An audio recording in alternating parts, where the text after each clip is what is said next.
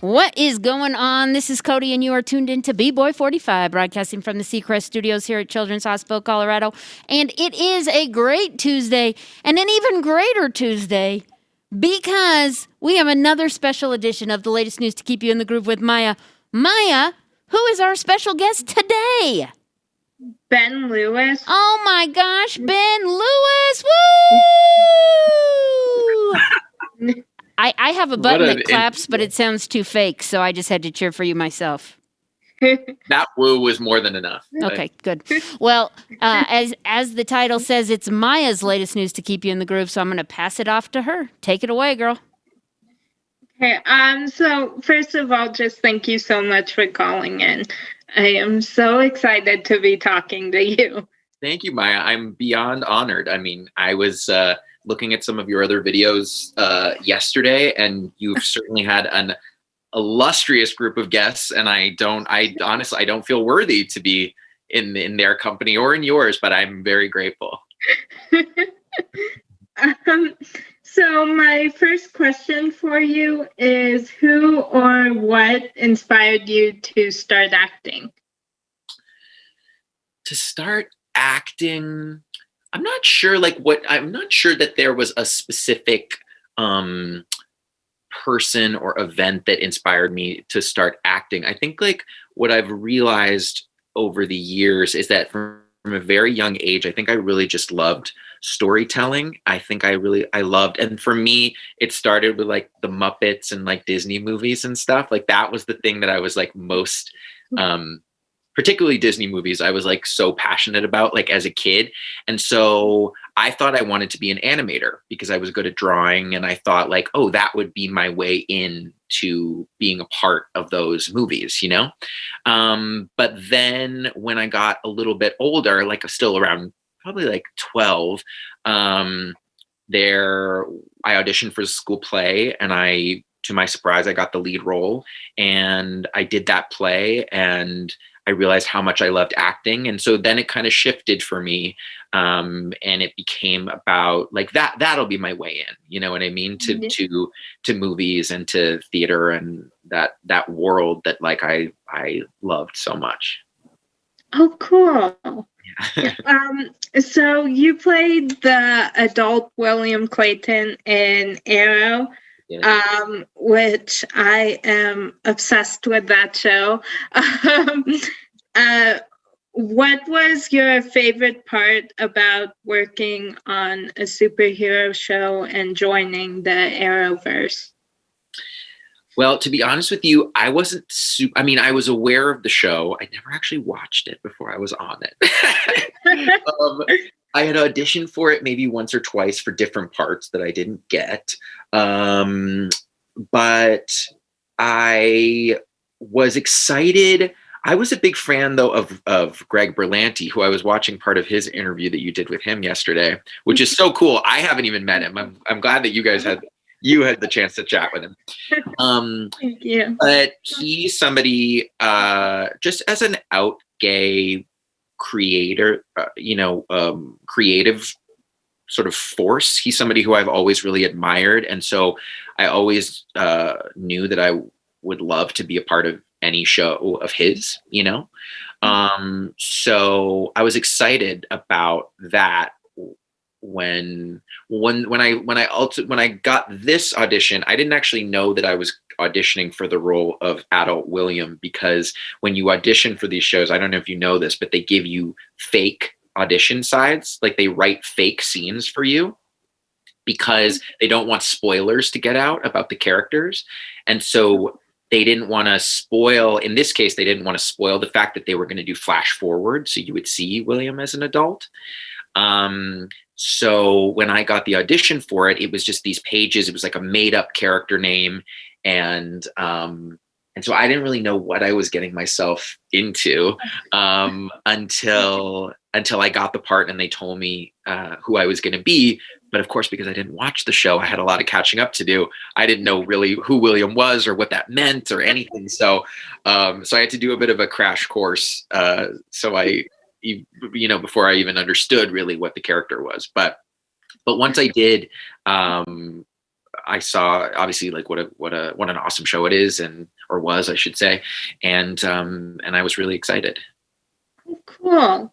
Yeah, I binge watched it all like during quarantine, and I just became like it is one of my favorite shows. Like I just became completely obsessed with it. And it's actually the show that I watched like all through radiation. So just thank you. I love the show. So that makes me really happy. I love to hear that. That's great. Cute. And I have an Arrow necklace. Oh wow. Where did you is that like an official like Arrow merch, or is that where'd you get that? I'm not sure. I got it on Amazon. Oh, cool. So yeah, I did. I got that before I started radiation, and so I haven't taken it off since I got it. So. Oh, that's so great. So did you start? Were you? Because I know you said in your interview with Greg that you were like a Flash fan and a Riverdale fan, and was Arrow kind of? Did you sort of come to that a little bit later, watching that show? Yeah, I always wanted to watch it, but there's so many seasons that. So many seasons, I know. Like, and just with school and stuff. So finally, when quarantine happened, I was actually excited, not for like. For just the reason that I could start watching this show. I was like, this is a good part about quarantine and lockdown. So totally. I've been binge watching The Golden Girls, and I feel the same way. Cool. I binged watched Arrow, and I rewatched all of The Flash, and I'm watching Legends of Tomorrow now. So well, there's a lot there. Like, like I said, when I got the part and I realized I was going to have to dive in and sort of, watch the show, I was like, I can't believe how many seasons and how many episodes there are. It was pretty daunting. Yeah. I'm actually taking a creative writing class at school, and so all the like prompts that I get, like I always find some way to incorporate like something that from Arrow or that's like similar to that, or like one of the CW shows. So I always manage to put that in like any. It's pretty great. They've created a pretty great template for that type of show, for sure. Yeah. I was saying, when I watched, I cried at the series finale of Arrow. I just thought like it was gut wrenching. So was it difficult to film the final episode? Well, I technically wasn't in the final episode. I think there's like a little clip of me in it, but I wasn't actually at the funeral, because William, I'm trying to think, where was he? Well, young William was there, not me. Of course. Young William was there, not me. So I felt like I was there in spirit because Jack was there, who plays young William on the show. And yeah, sort of the last time that you saw, that we saw adult William was in the second to last episode where I got kidnapped. And because we're unfortunately not going to do the Green Arrow and the Canaries spin-off show, it kind of left it on a bit of a sort of with a bit of a loose end, and sort of what happened to his character. But who knows, because there's so much crossover with these shows. Like, I've heard people talking about potentially on Legends of Tomorrow, there might be an opportunity to sort of like wrap that up, or, figure out, sort of show the audience sort of what happened to William and Mia. But I don't know. We'll see. Cool. Yeah. So you've been in and have guest starred in a lot of things, including Degrassi, The Next Generation, Scott Pilgrim versus the World, and The Christmas Setup. Have you had a favorite project or character that you've played? Well, I loved William for sure. I think I really loved how that character sort of evolved, and I felt really lucky to sort of have a hand in sort of like shaping what the adult version of him would be. I feel like the writers were really great about sort of like writing it to my strengths, or more to my sort of like, I think William had more and more of a sense of humor as the flash forwards progressed, and they were really open to my input around, you know, the stuff where when we went back in time and William was reunited with Oliver. So that was really, it's always really great when you can play a part that that's really collaborative, you know what I mean? Where people sort of like just want to make it the best that it can be and want to use you in the best way that they can, and are really sort of like open to your thoughts and feelings about the character, you know? Mm-hmm.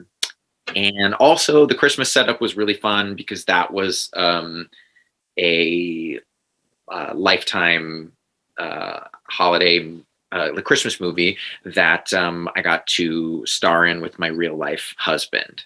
So we had we'd been together for 10 years, but we never worked together.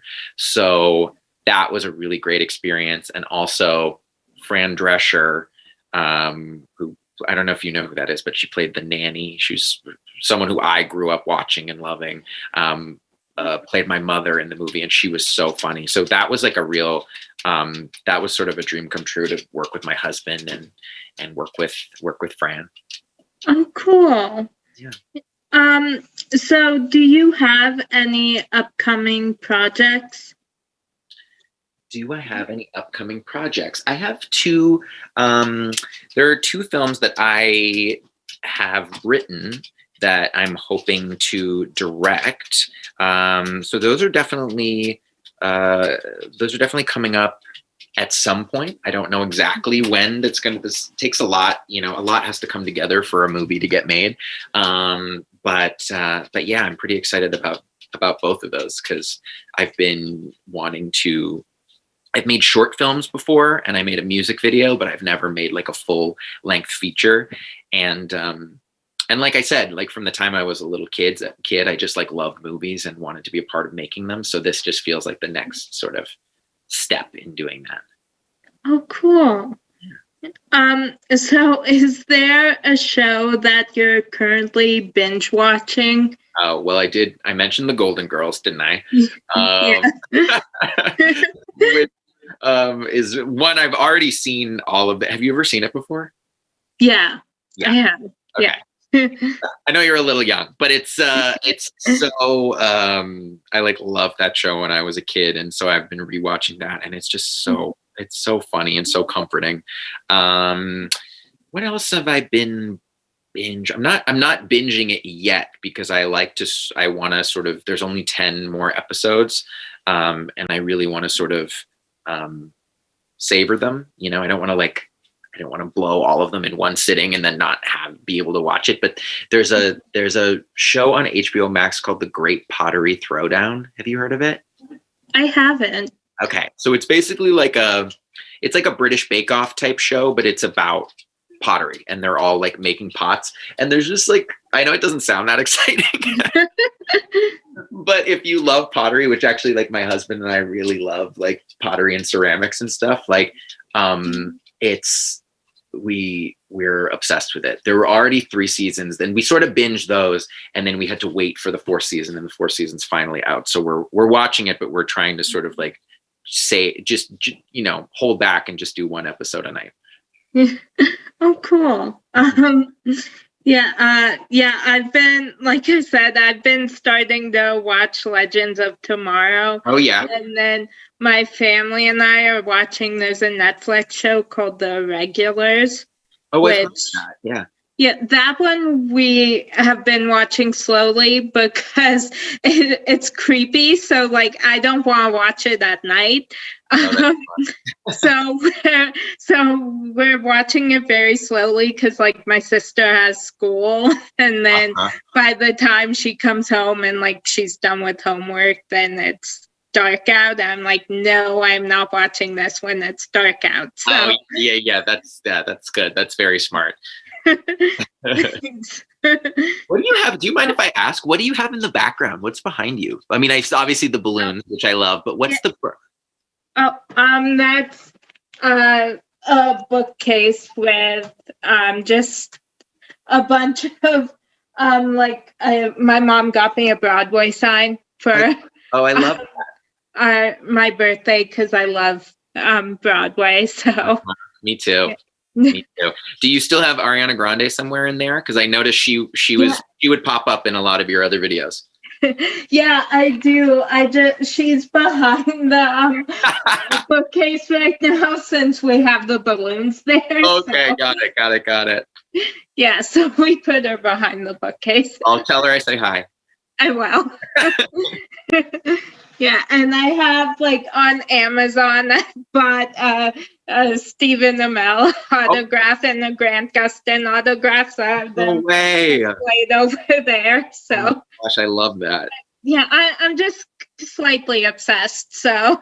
I totally get it, and that's why I feel like I love your show and I love what you're doing with your show because I feel the same way. Like, you know, I've never sort of like lost touch. I still feel like I am that like teenager who just like loves movies and loves TV shows and loves theater and all that stuff. And, you know, sometimes I really pinch myself when I'm on sets because I'm just like, I can't believe I'm actually doing this, you know?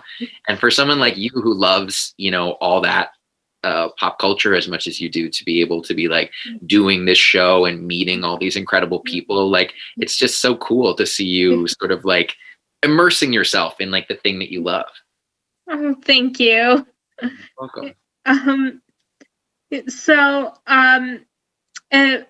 Just really fast, I was wondering, do you have a favorite Broadway soundtrack?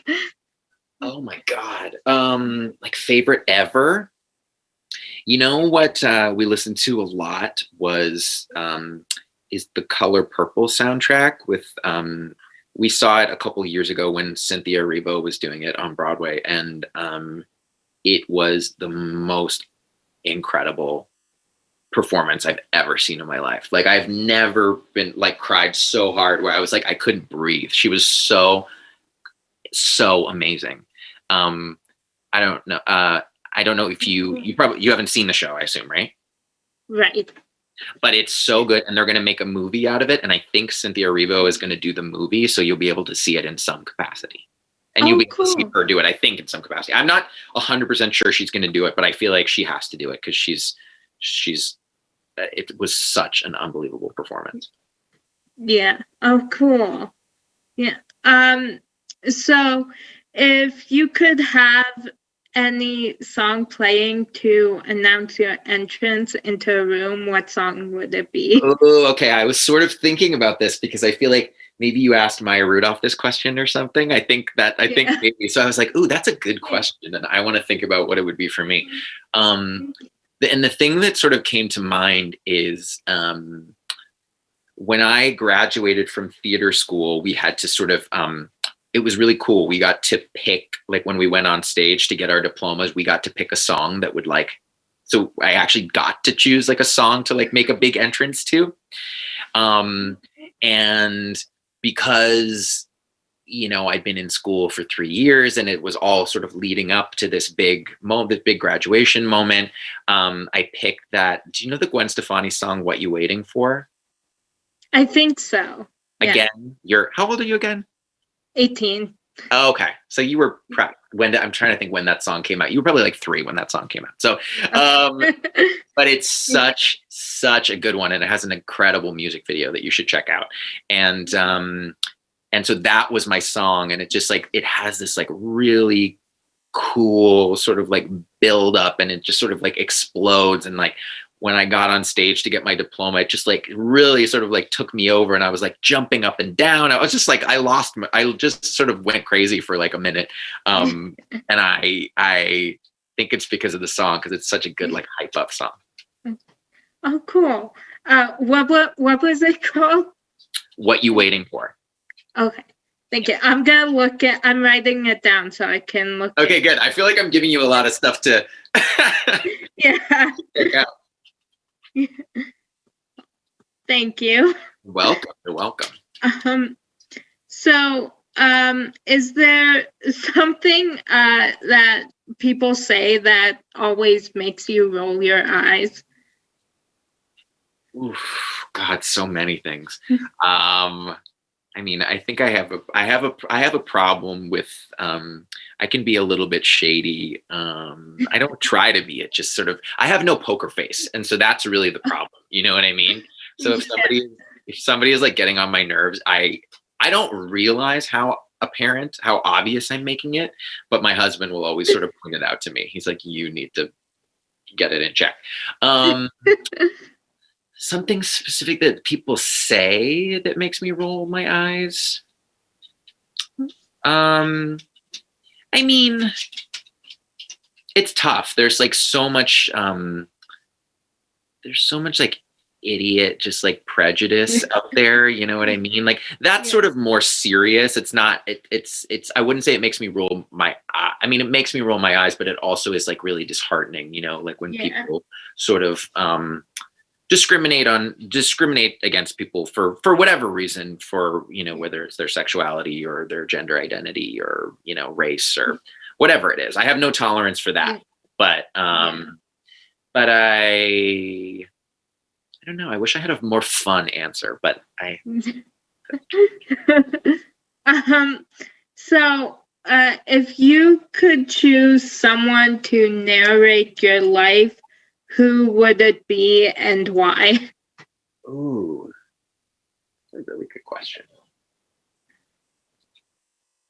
That's a really good question. Well, maybe there's an actor who I really looked up to when I was a kid, named Rupert Everett, who's a British actor who just has an incredibly just such a great accent, just like such a great sort of like sophisticated, elegant sort of British accent. And I guess in the way that I'm picturing it, it would sort of be like Bridgerton or something, you know what I mean? With Julie Andrews, sort of like he would be the one, even though my life is very far from Bridgerton and you know, it's not this like elegant period drama. I feel like he would add like, maybe a touch of like class and sophistication to my life story, I guess. Oh, cool. So is there a line from a song, book, or movie that's always stuck with you? These are really good questions. Wow. I feel like wish I'd had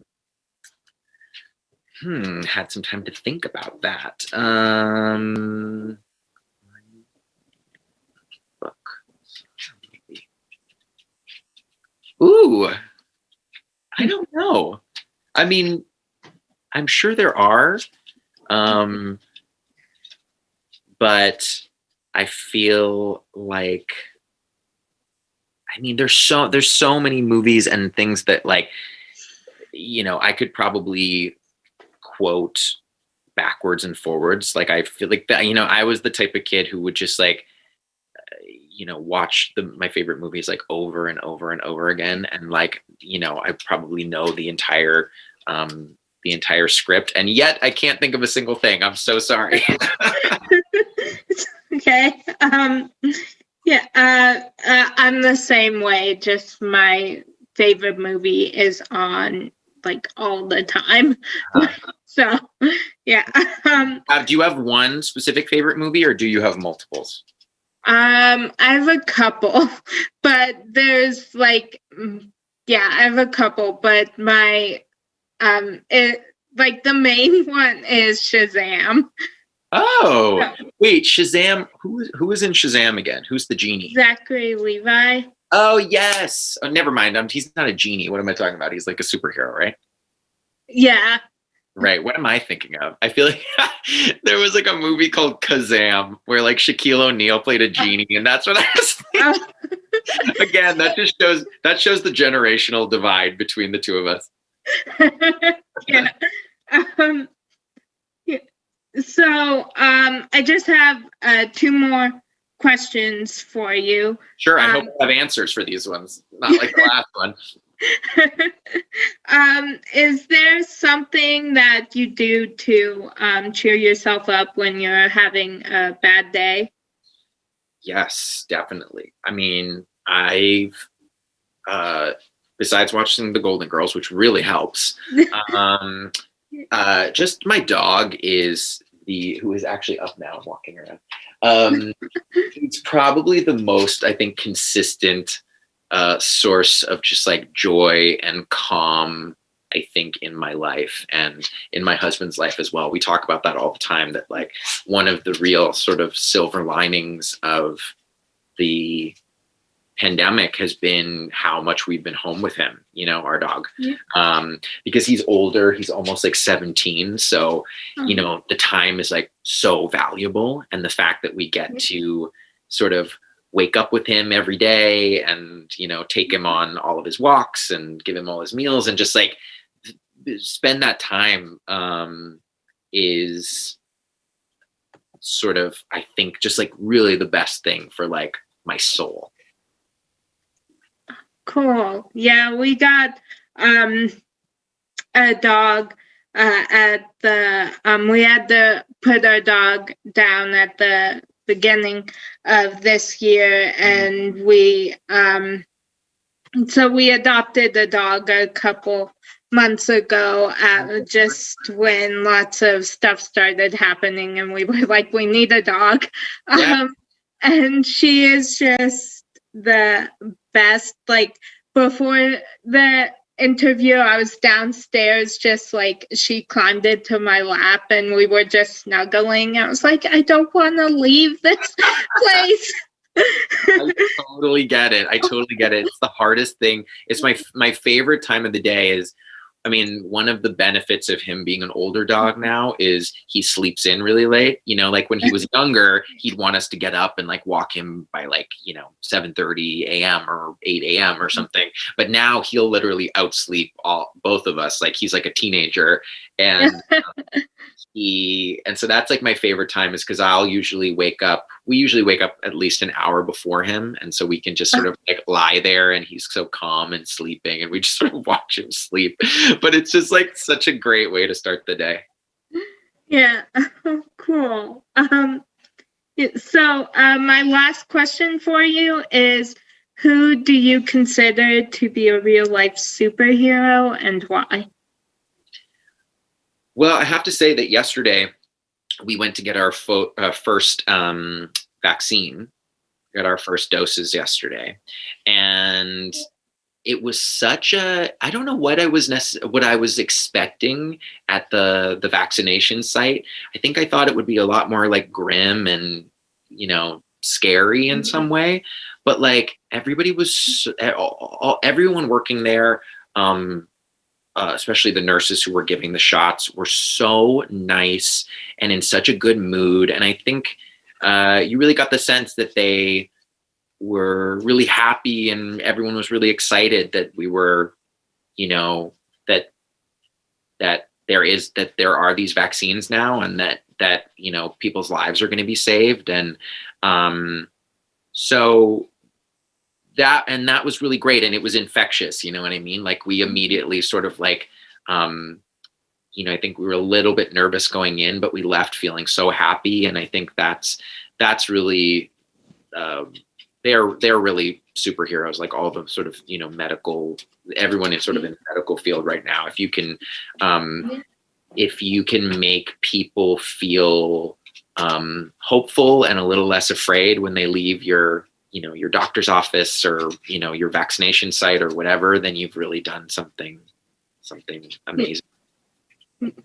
Yeah, I agree with that. I got my second shot yesterday, and just everybody was just there was so nice, and I don't like needles, so I just like put on one of my favorite songs, and so it was just That's good. That's great. And are you feeling any sort of, because I know some people have said after the second dose they feel a little sick or achy, or are you okay? Yeah, I was having a little pain this morning, but overall I'm fine. Good. Yeah. So, yeah. Well, thank you so much for calling in. I had so much fun talking to you. I don't want to hang up. Oh, honestly, I feel so honored. Again, I know I said this before, but to meet you, I love what you're doing. I'm so happy for you, and I know you're getting close to your 200th show, right? Yeah. How close are you? What number am I? 191. Okay, all right, 9 to go. Yeah.